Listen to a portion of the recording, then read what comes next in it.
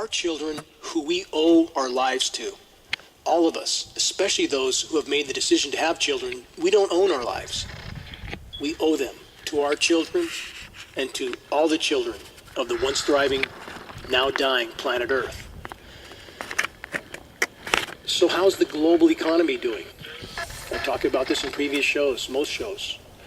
For those that are still blindly fixed on the global economic facade, forget about it and move on to something that matters. The notion of endless global economic expansion was always a complete delusion.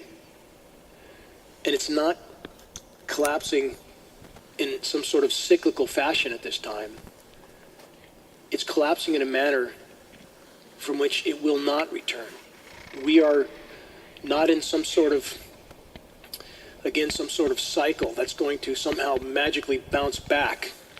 As stated in previous episodes, the implosion of the biosphere and nature's ability to produce will guarantee the already unfolding economic meltdown. And here's a few recent headlines on that front that we don't see from our corporate mainstream media, whose job it is to pacify us and put us to sleep.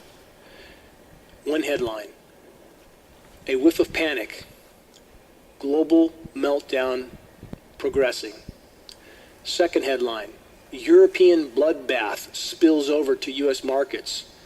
Deutsche Bank and cocoa bonds collapse.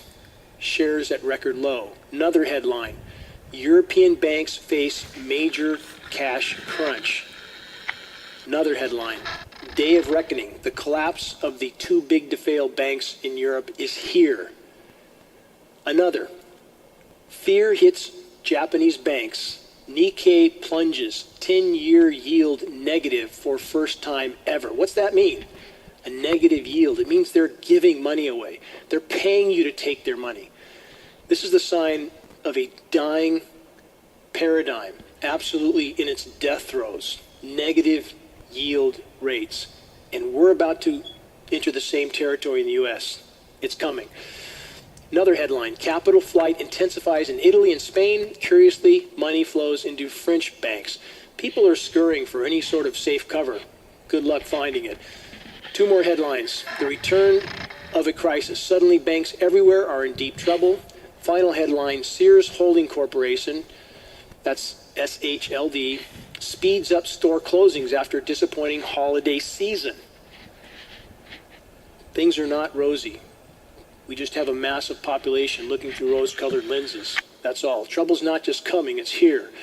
It's now. The downward slide will continue to accelerate on all fronts. No matter the season or occasion on the ground, the climate engineering fallout continues to rain a chemical cocktail of contamination down in the entire web of life. And I would ask again, how long can we hold our breath? Of all the issues we face, why do I keep habitually coming back to this issue? And I'll cover more issues in a moment here. But again, no matter what happens to the economy, no matter what happens on many other fronts, we have to be able to breathe. How many other public health and welfare threats are being covered up by the very agencies and experts that are tasked with discovering and disclosing these threats? How many people do any of us know that actually behave in a way that truly corresponds with what they claim their convictions to be? How many? The sad, pitiful truth is this: the vast majority of the so-called public protection personnel are completely dependent on the paychecks and pensions and perceived illusion of personal security they receive from their paymasters. Such honorless individuals give willfully their blind obedience to these paymasters. Many would ask, who exactly is at the top of the money control chain of tyranny? And on that question, the answer is this: all roads lead to the central bankers, who can and are printing whatever amount of money they feel they need in order to carry out any and every form of tyranny imaginable. How many Americans are there who have any idea whatsoever about the monetary system and how it actually works? Will our corporate-controlled media be allowed to black out issues of critical importance it will come down to this. It's up to us, the citizens of Northern California and elsewhere, to picket in the parking lots until the people at institutions like KRCR and the Record Searchlight, our local newspaper, decide to stop blacking out critical stories and start telling the truth. Again, the weathermen at KRCR, to the weathermen, if you can't talk about the climate engineering issue, tell us. If that's not the case, why would you continue to avoid addressing this issue in any way, shape, or form, no matter how high the community concern grows? We would simply like to know, for example, how you know that the skies will be mostly sunny days in advance, and on such days the only thing in the sky blocking the sun is what's coming out of the back of a jet aircraft passing overhead.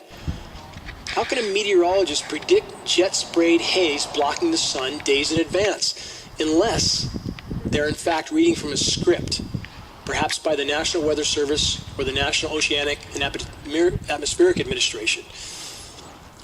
Both of these government organizations have all their weather predictions modeling done by Raytheon, a massive private defense contractor for our government that's neck deep in climate engineering patents. Are our meteorologists simply reading scripts? Why won't they address public concerns? Constant respiratory problems that are now epidemic. Is there any connection between this and the growing epidemic rates of other human diseases that are proven to be connected to highly toxic heavy metal exposure? Lab tests from around the globe have long since proven a mountain of heavy metals like aluminum, barium, and strontium are raining down on all of us. These metals are the primary elements named in climate engineering patents. Yes, this is connected to the dirty, dingy, often checkerboard striped toxic mess that we see in our skies day in and day out. If you don't believe it, it doesn't matter. You're still breathing this contamination with every breath. It's building up in your body. Several dozen lab tests from Shasta and Siskiyou counties alone, about 70 I believe, prove this beyond any shadow of a doubt. Why aren't we being told? Why don't meteorologists and institutions like the Weather Channel say a word about climate engineering? Because they're owned by corporations like Blackstone and Bain Capital, corporations all connected to the umbilical of the global power structure.